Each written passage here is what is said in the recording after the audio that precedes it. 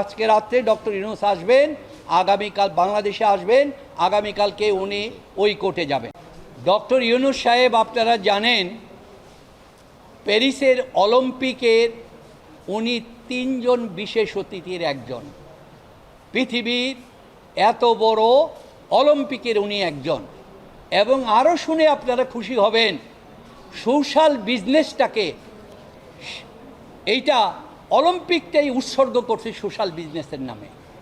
এইটা হচ্ছে বাংলাদেশের গর্ব। আগামী 100 বছর পর, ইউনূসের পর, রবীন্দ্রনাথের পরে 125 বছর পরে নোবেল পেয়েছে দুইজন। ডক্টর ইউনূসের পরে নোবেল পেয়ে সারা পৃথিবীর সমস্ত নোবেল এবং সারা পৃথিবীর রাষ্ট্রনায়ক, সমস্ত জনগণের নেতা বাংলাদেশের একজন হতে পারবে, এই আশা হয়তো আমরা করতে পারি না। আর এই ব্যক্তিকে বলা হয়েছে যে আপনি রাষ্ট্রদ্রোহী করেছেন। কি করেছেন?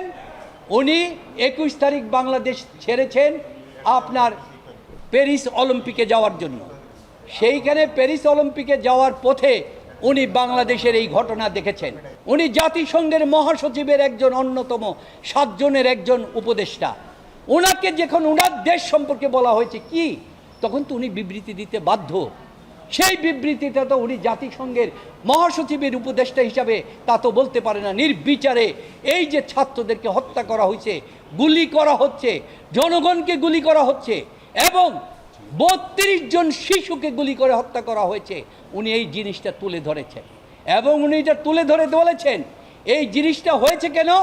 কারণ একটি সঠিক সাধারণ নির্বাচন ছাড়া সরকার হওয়ার কারণে আজকে এই ঘটনা হয়েছে। তাই উনি সাধারণ নির্বাচনের কথা উনি বলেছেন। উনি একজন নাগরিক হিসাবে কথা বলেছেন। আজকে বাংলাদেশের প্রতিটা জায়গায় আপনাদের টিভির কাছে সবাই বলছে তাদের ব্যাপারটা রাষ্ট্রদ্রোহী হয় না, ডক্টর ইউনূসের ব্যাপারটা রাষ্ট্রদ্রোহী হয়। এর চাইতে দুর্ভাগ্য আর কিছু নাই। প্রিয় নম্বর সেট করে বিকাশে সেন্ড মানি করুন ফ্রি।